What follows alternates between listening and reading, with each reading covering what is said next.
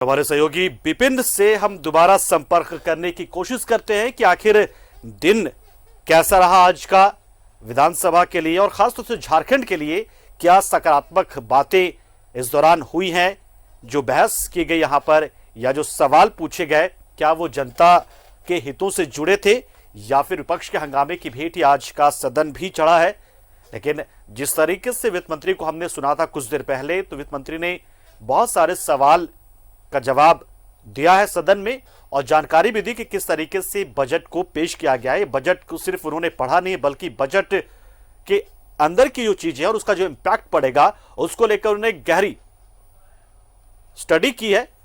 उन्होंने साफ कहा यहां पर वित्त मंत्री ने कि सदन में जो बजट पेश किया हमने वो किसी ऐसा नहीं कि सचिव ने लिख कर दिया और मैंने पढ़ा है, बल्कि हम लोगों ने डीप स्टडी की है और उसका प्रभाव, उसका असर किस हद तक झारखंड पर पड़ेगा, किस तरीके से झारखंड की जनता को उसका लाभ मिलेगा, उन बातों को ध्यान में रखते हुए बजट को तैयार किया गया है।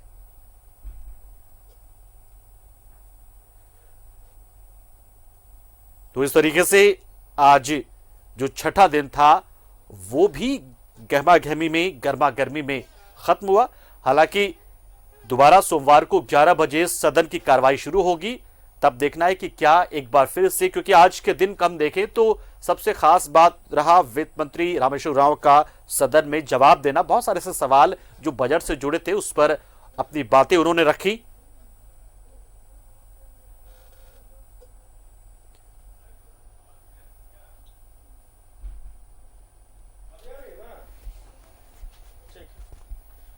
विधायक पूर्णिमा भी है साथ में।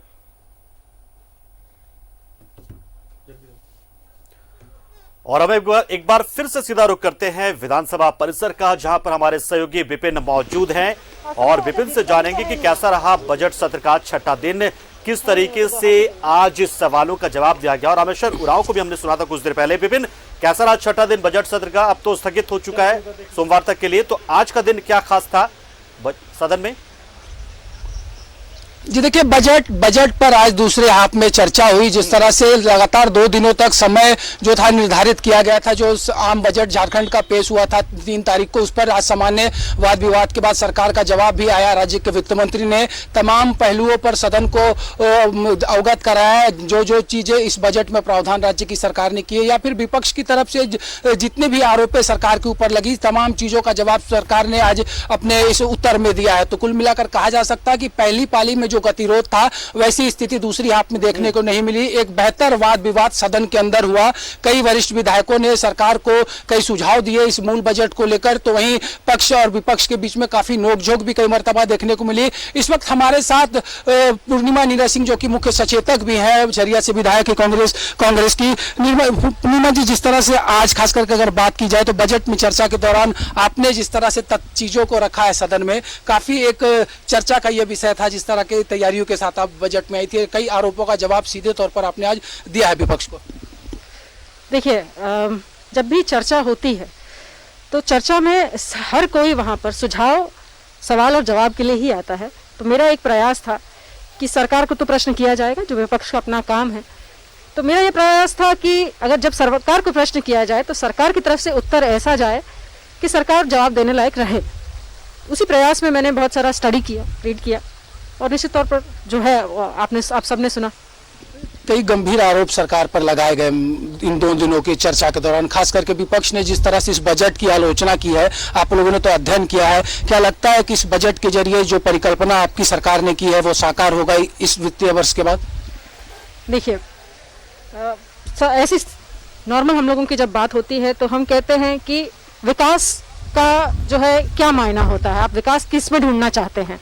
आप विकास सड़कों में, इमारतों में ढूंढना चाहते हैं या विकास आप लोगों में ढूंढना चाहते हैं? इस बजट को वैसे ही परिलक्षित किया गया है कि ज्यादा से ज्यादा लोग को हम छू सकें।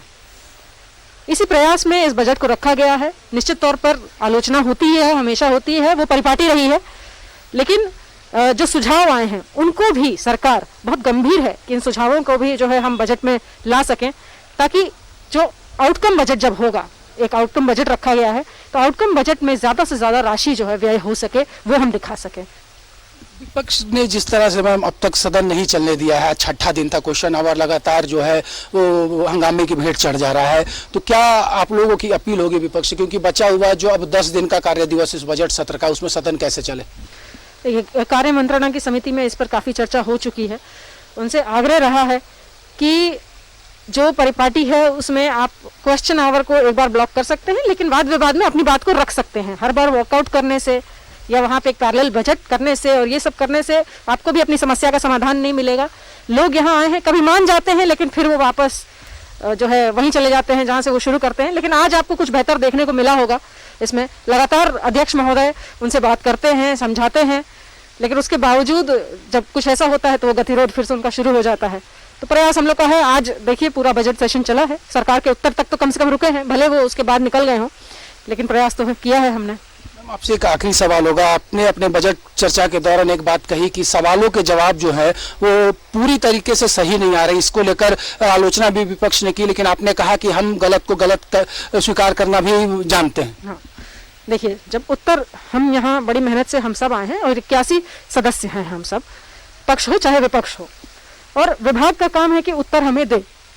अब होता क्या है कि जब आपको अपूर्ण है या ऐसा लगता है कि तैयारी के साथ आपको उत्तर नहीं मिला है, जो प्रश्न आपने किया है, या कहीं ना कहीं उसमें कुछ ऐसा है जो सही नहीं है, तो उसको उजागर करना मेरा काम था। ये बात मैंने पहले भी रखी है, माननीय मुख्यमंत्री ने इसको बहुत सीरियसली लिया है और कहा है सबको कि कम से कम उत्तर आप ऐसा भेजिए कि आश्वस्त हो सके हमारे जो सदस्य हैं। आपको समझना होगा कि कार्यपालिका, विधायिका, न्यायपालिका छोड़ दीजिए, उसका यहाँ काम नहीं है, लेकिन यहाँ तो कार्यपालिका और विधायिका का काम है। आप विधायिका को, मुझे याद है कि सरयू राय जी ने कहा था कि निरीह प्राणी मत समझिए, तो विधायिका को अपनी शक्ति को समझना होगा और कार्यपालिका को अपना कार्य ठीक से करना होगा। कम से कम उत्तर ऐसे आए कि मैं आश्वस्त रहूं, वरना आप सदन की अवमानना होती है। और मैं यहाँ पर जिसके लिए आई हूँ, जिन लोगों के लिए आई हूँ, जिन लोगों ने मुझे चुन के भेजा, मुझे उन्हें तो जवाब देना है। ऐसा नहीं है कि वो जवाब लेके मैं बैठ जाऊंगी, मुझे भी तो किसी को जवाब देना है, मैं क्या बोलूँ किसी को। तो इसी को लेकर जो है मैंने इसको उजागर किया, और मैंने ही नहीं, बहुत सारे सदस्यों ने इस बात को कहा है, चाहे पक्ष के हों चाहे विपक्ष के हों। तो मुझे लगा कि इसको बोलना जरूरी है, इसलिए मैंने बोला इसको। धन्यवाद मैडम। तो पंकज, जिस तरह से आज छठे दिन की कार्रवाई रही और जिस तरह से एक सार्थक चर्चा बजट के सत्र के दौरान आज देखने को मिली, इसके बाद एक उम्मीद जागी है कि 8 मार्च से सदन सुचारू रूप से चलेगा। प्रश्नकाल बेहतर तरीके से, जो 2 घंटे का वक्त निर्धारित रहता है विधायी प्रक्रिया के तहत, उसके तहत सवाल सदन में विधायक पूछ सकेंगे। तो 8 तारीख तक के लिए सदन को स्थगित कर दिया गया है। आज एक तरह से अगर कहा जाए तो दूसरे हाफ ने कई बार इस चीज को लेकर यहाँ इस सदन को गौरवान्वित किया है कि सदन के अंदर बजट को लेकर एक सार्थक चर्चा हुई है।